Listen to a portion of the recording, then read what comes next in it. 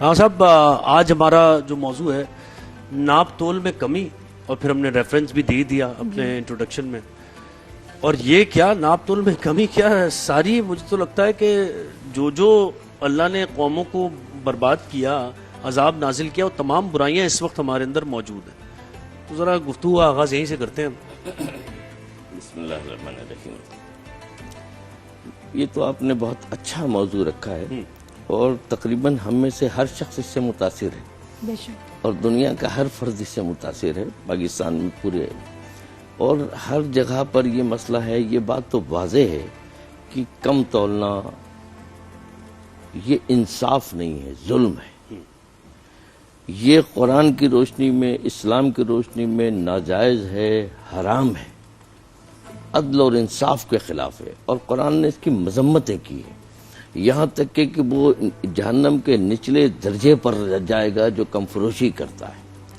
جیسے کہ آپ نے انٹرو میں بھی کہا کہ حضرت شعیب علیہ السلام کی اس پوری قوم تباہ کر دی گئی صرف اس بنیاد کے اوپر کہ وہ لوگوں کو دھوکہ دیتے تھے، یعنی کم فروشی کرتے تھے. کم فروشی خود ایک دھوکے کے زمرے میں کہ وہ قرآن نے کیا کہا کہ وہ خریدتے وقت تو پورا لیتے ہیں، لیکن جب وہ بیچتے ہیں تو اس کے اندر جو ہے نا وہ کمی کرتے ہیں.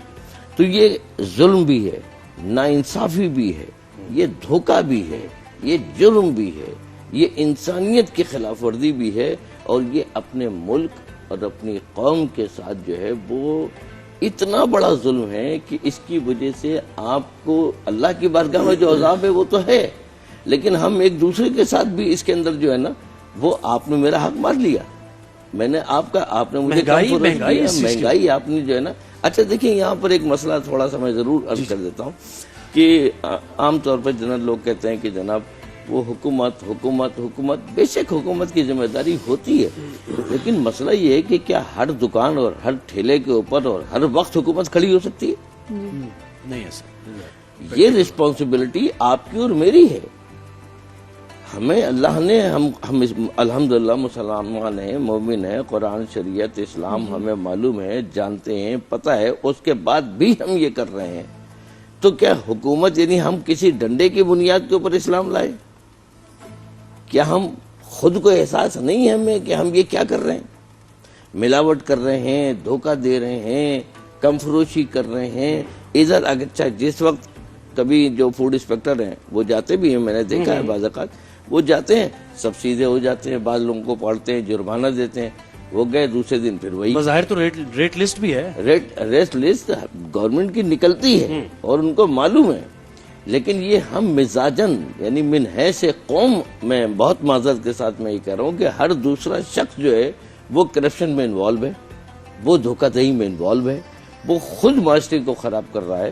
ہمارا ملک بہت اچھا ہے، ہماری ساری چیزیں، اللہ کی ساری نعمتیں ہمارے پاس موجود ہیں. اللہ کا کرم یہ ہے کہ اس ملک میں اللہ نے اپنی وہ رحمتیں، نعمتیں عطا کی ہیں، وہ ذخائر دیے ہیں، وہ سب کچھ دیا ہے، لیکن امپلیمنٹیشن یہ ہمارا کام ہے، یہ لوگوں کا کام ہے. بالکل. مفتی صاحب آپ بتائیے ذرا. بسم اللہ الرحمن الرحیم. بہت اچھا سوال کیا آپ نے. قرآن کریم میں اللہ رب العزت فرماتے ہیں وَيْلٌ لِّلْمُطَفِّفِينَ الَّذِينَ إِذَا اكْتَالُوا عَلَى النَّاسِ يَسْتَوْفُونَ وَإِذَا كَالُوهُمْ أَوْ وَزَنُوهُمْ يُخْسِرُونَ. صدق اللہ العظیم. ہلاکت ہے ناپ تول میں کمی کرنے والوں کے لیے، ہلاکت ہے. قرآن کریم نے ہلاکت کا لفظ استعمال کیا ہے، ناپ تول میں کمی کرنے والوں کے لیے ہلاکت. اور آقا کریم صلی اللہ علیہ وسلم نے بھی ارشاد فرمایا جو ناپ تول میں کمی کرتے ہیں قیامت کے دن وہ سب سے کم تر درجے میں جہنم میں ہوں گے. اسی طرح ایک پھر ہے یہ ایک ناپ تول میں کمی کرنا، چاہے وہ تھوڑی مقدار میں ہو یا زیادہ مقدار میں ہو. اور دوسری ہے زیادتی. ایک ہے کمی، ایک ہے زیادتی. احل اللہ البیع وحرم الربا. اللہ نے بیع کو حلال کیا اور ربا کو حرام کیا، یعنی تجارت. یہ حلال، آپ بزنس کر رہے ہیں، آپ کاروبار کر رہے ہیں، چاہے چھوٹا یا بڑا، اس میں آپ جو ہے وہ حرام کا ایک نطفہ کیوں ڈال رہے ہیں، ایک نقطہ اس میں کیوں ڈال رہے ہیں، کمی کر کے تھوڑا سا پوائنٹ اس میں آپ حرام کیوں؟ کہ میں تو تھوڑا سا کرتا ہوں، وہ دیکھو کتنا کر رہا ہے، یہ ہوتا ہے نا اکثر. جی، اس سے کیا ہو جائے گا؟ ایک عام ریڑی والا ہے، عام شاپ والا ہے، کیوں کمی کی جا رہی ہے؟ جب بزنس میں آپ کو تجارت میں برکت کا ذمہ اللہ نے لے لیا، اللہ نے فرمایا وَأَن لَيْسَ لِلْإِنسَانِ إِلَّا مَا سَعَى، انسان کے لیے وہی ہے جس کی وہ کوشش کرتا ہے۔ آپ حرام کے ذریعے تجارت کرتے ہیں تو اللہ آپ کو وہاں سے بھی کھلائے گا۔ کیا ہی اچھا ہو کہ آپ حرام کو چھوڑیں، کمی کو، زیادتی کو چھوڑ کر سیدھی سنت اور شریعت کے مطابق آپ تجارت کریں اور آپ اس کے برکات دیکھیں، اللہ تعالیٰ اس میں بہت سی برکتیں عطا فرمائیں گے۔ یہ آج کل ہو گیا ہے کہ کچھ بچوں سے بھی بات کریں نا، فوراً پیسہ کمانا ہے، نہیں ہم نے نوکری نہیں کرنی، ہم بزنس کریں گے، بہت اچھی بات ہے بزنس کریں، لیکن فوراً ملینئر بننا ہے۔ تو یہ علامہ صاحب، یہ ضرور اس قوم کے بارے میں ضرور میں چاہوں گی کہ اور ڈیٹیل میں آپ بتائیں کہ کرتے کیا تھے، کس طرح سے بے ایمانی کرتے تھے، دیکھیے اس کا جس کو تباہ کر دیا نا، جس قوم کے بارے میں آپ بالکل صحیح فرما رہی ہیں، اور یہ اس وقت یہ سوچ بد گئی ہے اور یہ سوچ ایک پری پلان بنائی گئی ہے۔ اچھا، چونکہ اب جو وقت ہے اے آئی کا وقت ہے، آپ انٹرنیشنل ڈیجیٹل مارکیٹنگ، یہ وہ بہت ساری چیزیں، اب اس میں جناب حرام و حلال کسی چیز کی پرواہ اور تمیز نہیں ہے، ٹھیک ہے۔ لیکن فرق کیا ہے؟